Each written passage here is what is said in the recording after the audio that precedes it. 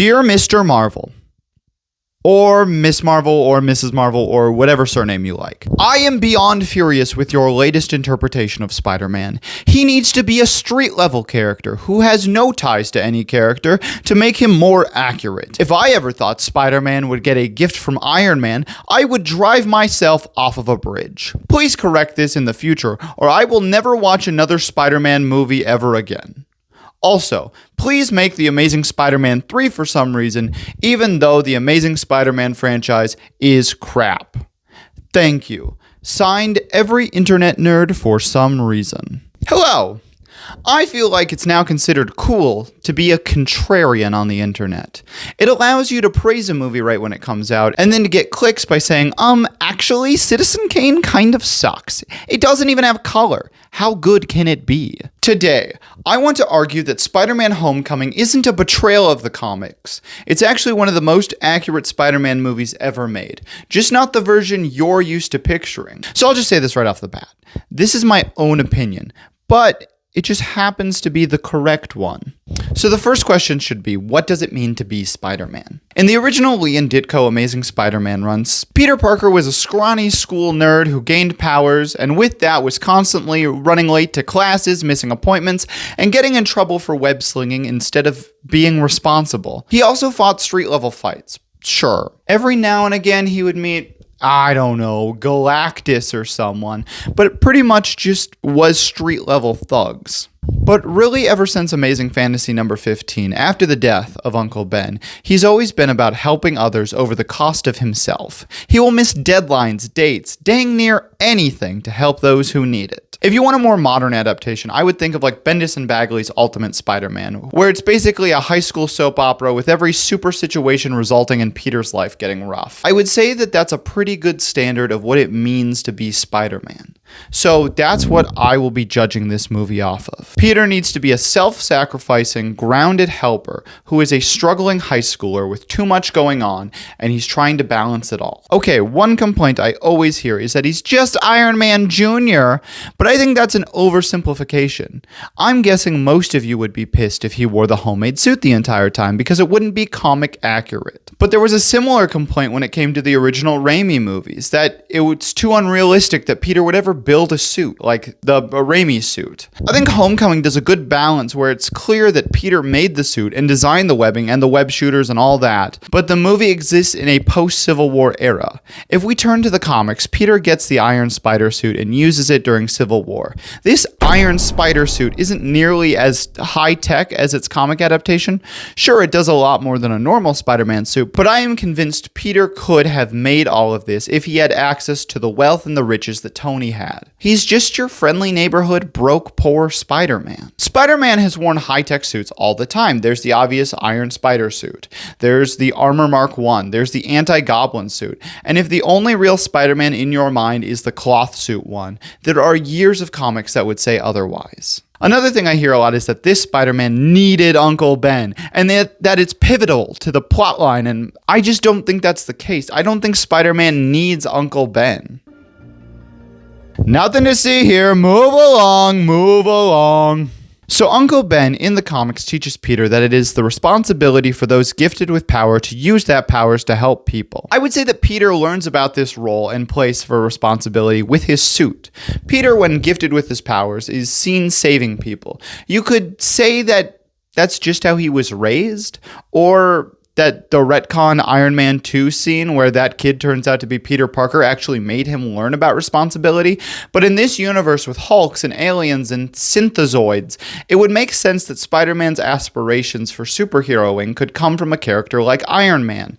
He would be a person to look up to, save the day, get the girls. Pretty rad. But what Peter doesn't know is what being a hero really means. We see Tony learn this lesson in Iron Man 3 when he loses his suit and needs to MacGyver his way out of a situation. Tony is a hero with and without his suit. So we cut to Peter, who is working his way through saving people. He meets Tony, gets the new suit, and gets said power. But instantly, we see him not have the responsibility down. He's so headstrong and stubborn to a fault. He keeps trying to prove himself. He does the same thing in Homecoming. Even if he's right, he's still stubborn. stubborn. So his great responsibility moment is almost killing everyone on the ferry, and Papa Iron Man has to come and save him and take away his suit. Now suitless, Spider-Man needs to save the day with his powers in his suit and realize what responsibility really looks like. People have also said that he's too dependent on MCU characters. I would say if you want a non-MCU Spider-Man, congrats, there are 5 movies you can watch. Unless you count the Sony movies or the Spider-Verse movies, I guess. But Spider-Man in the comics is pretty dependent on other characters. Just to rattle off a few examples, he tries to join the Avengers as far back as Amazing Spider-Man Annual number 3. He's friends with Human Torch and Doctor Strange, constantly running into him. The whole Venom saga had him going to Mr. Reed Richards to see what the black suit was. Spider-Man has always leaned on big brains and old heroes when he's out of his depth. That doesn't make him less Spider-Man, it makes the universe feel more connected. Homecoming was just an honest look at a 15-year-old Spider-Man with only one real superhero mentor and no superhero friends. Some people say there's too much change. Ned isn't Ned. MJ isn't MJ. Flash isn't giving wedgies. And that's cool and all. And to that I say, read every single comic and tell me that every character stays the same in every version. No, you know what? Really, read all of the comics. I'll wait. 1 hour later. No, you didn't. You did not read them all. I'll be honest, I don't think adaptations necessarily need to be one-to-one translation. You like Guardians of the Galaxy, don't you? Have you ever read some of those original Guardians of the Galaxy comics? No, you haven't. Stop lying.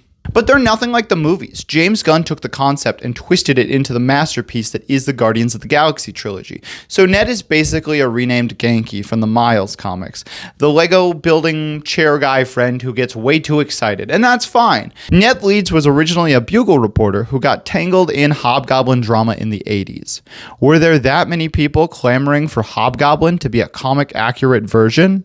And there's still time for him to become the Hobgoblin. That's the thing. These are basically giant soap operas depending on the writer. We can get to the storylines, but if you really, really want comic accurate Ned Leeds Hobgoblin, just read the comics. They still exist. Do it. Go now. Go read all of the Hobgoblin comics.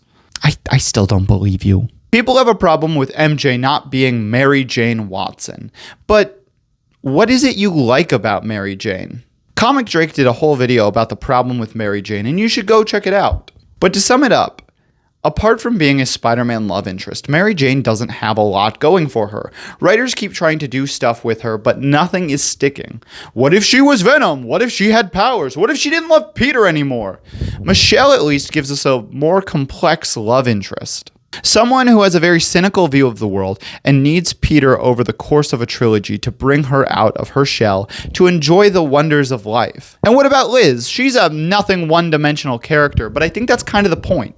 She's not written as Peter's soulmate, she's written as a high school crush. She's a girl he likes mostly because she's pretty, popular, and nice to him in passing. And Peter's a 15-year-old dork who will build an entire fantasy life out of that. He's superficial here because teenagers are superficial. Liz is almost more of a plot device than an actual explored character. But that works because the movie is told from Parker's point of view. But I got you now. Aunt May isn't old anymore. What are you gonna do about that, huh? What are you gonna do about Aunt May not being an elderly woman? So originally, yes, Aunt May is an old lady, but she gets this whole backstory in the comics about her being a S.H.I.E.L.D. agent or something. Now, I'm not saying that Marissa Tomei's Aunt May is a S.H.I.E.L.D. agent. No, that's Sally Field. But most adaptations now have her almost as Peter's Alfred. Maybe not that extreme, but she's involved more often than not. And making her a little bit younger just makes that a little bit easier if they wanted to adapt that. Okay, but Peter's too irresponsible. He's often letting his friends get in danger. He shouldn't do that. Peter didn't have an Uncle Ben moment in the MCU. And because of that, he's still learning that superheroism isn't all fun and games. He's also a kid. You know, the thing everyone loves about Peter, the reason why Miles and Peter need to be roughly the same age is because we all relate with a teenager in high school and not a middle-aged man going through stuff. Homecoming leans into that messiness on purpose. It shows Peter earning the responsibility we already associate with Spider-Man instead of pretending he popped out of Uncle Ben's death now fully formed. But a reason we like Spider-Man is because he is fallible and learning to balance life. You know, the sitcom trope of 2 dates to the prom. The main character somehow gets 2 dates to the prom and he has to go to prom with both of them and somehow dance with both of them without each other knowing. This is exactly what it means to be Spider-Man. Peter tries to be a high school kid and go to parties, but arms deals drags him away from being Peter Parker and he needs to be Spider-Man. Peter tries to be on the academic decathlon team and tour Washington, D.C., but Spider-Man needs to save them. This isn't a failed character, he's a work in progress. And this work in progress doesn't lesser any bit because he didn't have the Uncle Ben moment. So after all this, can I say that Homecoming is a good Spider-Man movie? Well, let's take a look. Was he grounded? Well, his main mission was to stop alien weapons from flooding the streets while still being a typical high schooler. I would say that's pretty friendly neighborhood Spider-Man-y. Is he a high schooler? That's a weird question that you just asked, but the answer is yes. This is the first Spider-Man movie to really commit to Stan Lee and Steve Ditko's original vision of a total high school Spider-Man. Sure, high school has changed a bit when Lee and Ditko were there, but still breathes the same life. Was there responsibility? Peter starts the movie by chasing credit and trying to be an Avenger, but he ends it realizing where he's needed, giving up on the chance to be an Avenger. He's happy with taking care of Queens. I would say that Spider-Man Homecoming gives us an amazing translation of Spider-Man from the page to the screen. Sure, some changes were made, but comics change their minds all the time. The heart and soul of Spider-Man is in this translation, and I am happy to say that I like Spider-Man Homecoming, even if it's a contrarian take nowadays.